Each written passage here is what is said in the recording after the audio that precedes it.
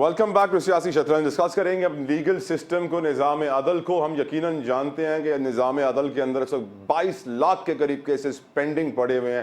پاکستانی دھکے کھاتے ہیں انصاف کے لیے, اور ایک ریگولر سی بات ہے, اگر آپ کو عدالتوں سے انصاف چاہیے تو آپ کے پاس پیسہ جیب میں بہت سارا ہونا چاہیے اور 10-20 سال کا وقت بھی ہونا چاہیے تاکہ آپ انصاف حاصل کر سکیں. غریب آدمی کے لیے قانون کچھ اور ہے, رئیس کے لیے قانون کچھ اور ہے, اور یہ ہمارے لا میکرز, لیجسلیٹر, مقننہ فلور آف دا ہاؤس پر اعتراف کر چکے ہیں. میں کیا اس پر بات کروں, لیکن یقیناً لیٹ سٹارٹ ود روبینہ قائم خانی صاحبہ.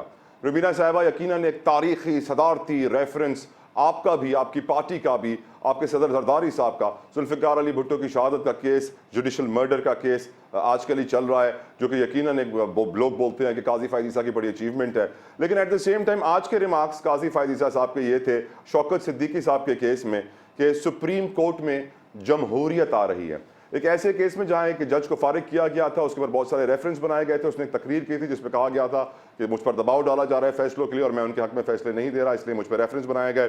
اب ساتھ ہی ساتھ ہم دیکھ رہے ہیں جسٹس مظاہر نقوی بھی خط لکھ کے کہہ چکے ہیں کہ میں نے سیاسی اشرافیہ کی باتیں نہیں مانی, اس لیے مجھے مشکل میں ڈالا جا رہا ہے, میرے لیگل ایسٹ سے مجھے سوال پوچھے جا رہے ہیں. جسٹس اظہار الاحسن صاحب بھی سوال لکھ چکے ہیں جس پہ قاضی فائز عیسیٰ نے بولا کہ آپ کو 6 دن کام کرنے کی تنخواہ ملتی ہے, 4.5 دن نہیں.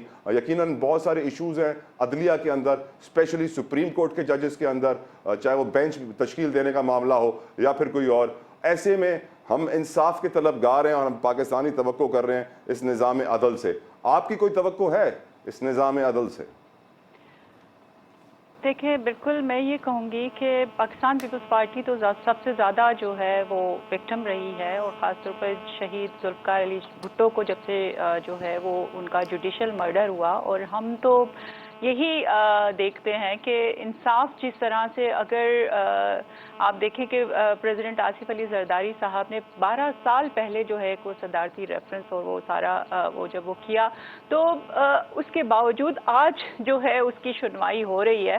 تو ایک عام آدمی, میں یہ کہوں گی کہ جو کسی بھی ملک کے لیے, دیکھیں کوئی بھی اگر جو ترقی یافتہ ممالک ہیں ان میں عدالتوں کا, اور اسپیشلی جو میرے پر جلتے ہیں, ظاہر سی بات ہے کہ کہیں گستاخی نہ ہو جائے, لیکن میں یہ کہوں گی کہ جب آپ کے ملک کا نظام دیکھنا ہو تو وہاں سب سے پہلے عدالتوں کا نظام دیکھنا ہوتا ہے کہ انصاف کتنا جو ہے وہ جلدی فراہم ہو رہا ہے عام عوام کو. جب عام عوام کو سب انصاف ملتا ہے تو وہ ملک جو ہے وہ ترقی بھی کرتے ہیں. اور آپ دیکھ لیں کہ آپ یہ کہہ رہے ہیں کہ مجھے نہیں سمجھ آتا کہ کن لوگوں کو جو ہے وہ انصاف جلدی مل جاتا ہے.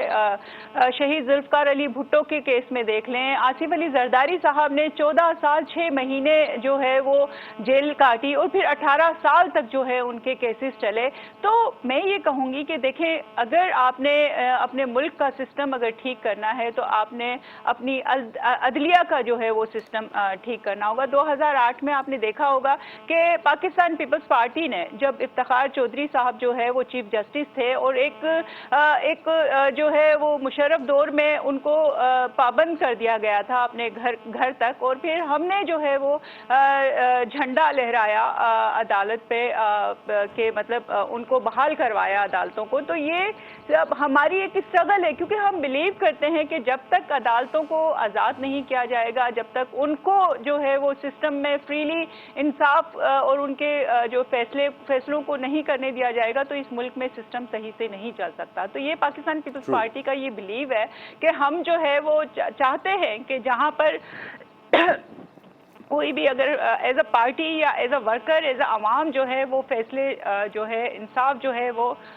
مہیا ہونا چاہیے گراؤنڈ لیول پہ. جو ہے میں دیکھ رہی ہوتی ہوں اتنے لوگ جو ہے وہ انصاف کے لیے ترس رہے ہوتے ہیں, سالوں جو ہے وہ عدالتوں کے چکر لگا رہے ہوتے ہیں, لیکن ان کے کیس کی سنوائی نہیں ہوتی. تو یہ ساری چیزیں ہیں جو ایک میں سمجھتی ہوں کسی بھی ملک کی ترقی میں بہت بڑا مین کردار ادا کرتے ہیں. بالکل ٹھیک ہو رہی ہیں ہمارے, بالکل ٹھیک کہہ رہی ہیں میم. خرم روکھڑی صاحب, شوکت صدیقی کیس میں آج ان کے وکیل حامد خان صاحب نے عدالت پہ میں کہا, الزام عائد کیا سابق D G I S I general Faiz کے اوپر کہ وہ اثر ڈالنا چاہ رہے تھے, کیسز پہ اپنے مرضی کے فیصلے کروانا چاہ رہے تھے, جس کے اوپر آنریبل جج نے کہا کہ کہنے سے بات نہیں بنے گی, آپ ان کو فریق بنانے کے لیے درخواست دائر کریں. تو حامد خان نے کہا ہم کل درخواست دائر کر دیں گے.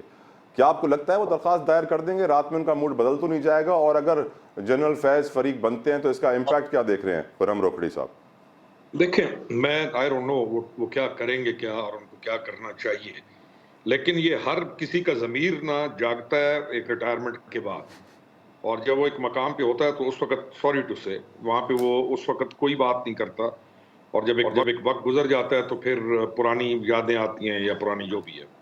ایک آپ نے چیز کہی تھی کہ التوا 55,000 پلس کیسز التوا کا شکار ہے۔ دوسرا یہ میری بہن کہہ رہی تھیں افتخار چودھری صاحب والا جو موومنٹ تھی اسی کے بعد تو تباہیاں پھیلی ہیں، اسی موومنٹ نے تو ایک جو ڈیکرم تھا اس کو برباد کیا، اور جو جوڈیشل سسٹم کا سب سے ایک جج جو ہے اس کے لیے اس کا ایک آنر کوڈ ہے، اور وہ ایک قوم کے لیے معزز ترین شخصیت ہوتا ہے وہ جسٹس میں، اور اس کے اوپر پوری قوم ڈیپینڈ کرتی ہے، اور اس سیٹ کو ایسا ہونا چاہیے کہ آپ کسی پر بھی شک کر سکتے ہیں لیکن آپ وہاں پہ شک نہیں کرتے۔ لیکن وہ جو موومنٹ تھی انفارچونیٹلی، وہ جو موومنٹ تھی وکلا والی، اس نے عدالتوں کا، وکلاء کا، بار کونسلز کا جو سارے کا سارا چہرہ تھا اس کے تشخص کو ڈیمیج کیا، اور آج تک آپ اس کے افیکٹ سوچ رہے ہیں اور کر رہے ہیں۔ پتہ نہیں ہم یہ اپنی زندگیوں میں اپنے اور بہت چیزیں، نہیں تو ہم بھی جاتے اور فریق بنتے اور کہتے کہ یہ بہت ساری چیزیں نہیں ہونی چاہیے تھیں۔ This is one thing. Second is ہمیں ہر جگہ پر ریفارمز کی ضرورت ہے، جوڈیشل ریفارمز کی ہمیں ضرورت ہے، بیوروکریسی میں ہمیں ضرورت ہے، اس طرح پولیٹیکل پارٹیز میں ریفارمز کی ضرورت ہے۔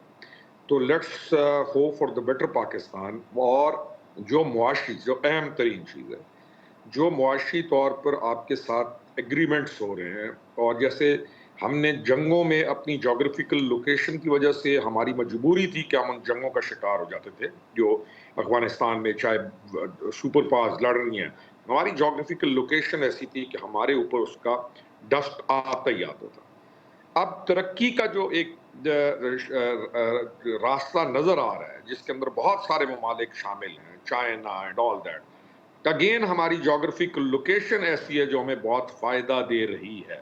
اب اس کا فائدہ کیسے اٹھانا ہے، یہ ججز صاحبان نے بھی سوچنا ہے، یہ اس ملک کے تمام بڑوں نے سوچ رہے ہیں، اور آپ کو ایک چانس مل رہا ہے، پولیٹیکل پارٹیز نے بھی سوچنا ہے، ہم سب نے سوچنا ہے کہ اس ٹائم پہ جو آپ کو اگین آپ کی جغرافیکل لوکیشن کا فائدہ پہنچ سکتا ہے، ہم سارے پرو پاکستان ہو کے اس فائدے کو سمیٹنے کی کوشش کریں تاکہ ہم لوگوں کو ریلیف دے سکیں۔ سر آپ اپنے بیوی بچوں کو خرم ریلیف صاحب سارے دے رہے ہیں۔ خرم صاحب آپ وہ کام کرنے کو کہہ رہے ہیں جو ہم نے 75 سالوں میں نہیں کیا، اب کیسے کر لیں گے؟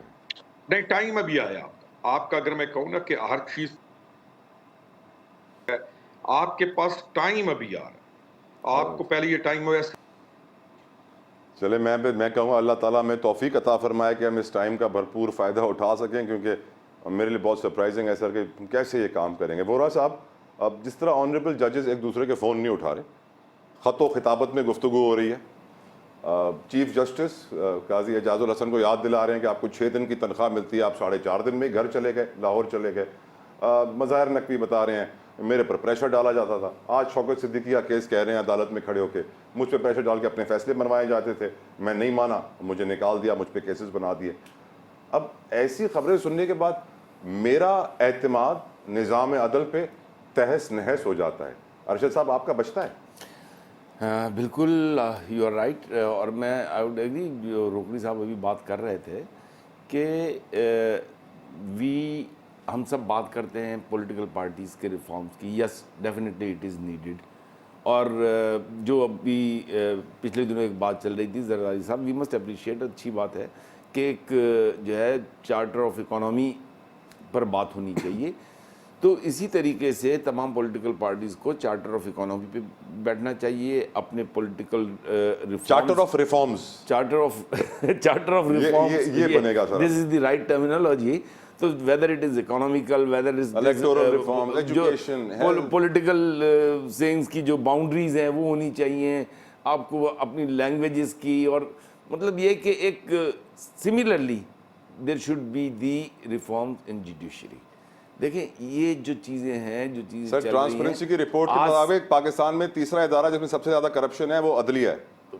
بہرحال اب آپ کے سامنے ہے، یہ ریفارمز کون لائے گا، کیسے لائیں گے؟ عام آدمی یہ ریفارمز تو یہ خود ہی لائیں گے نا، रिफॉर्म्स लाने के लिए देखिए, अगर पॉलिटिकल पार्टीज़ को अपने आप को ठीक करना है तो पॉलिटिकल पार्टीज़ को कोई इस्टेब्लिशमेंट आके ठीक नहीं करेगी, ठीक है ना। इस्टेब्लिशमेंट ज़्यादा ज़्यादा शक्लें बदल देगी, चेहरे बदल देगी, ठीक नहीं कर सकती।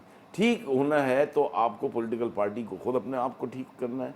जुडिशरी की रिफॉर्म्स को जुडिशरी ही ठीक कर सकती है, कोई और ठीक नहीं कर सकता।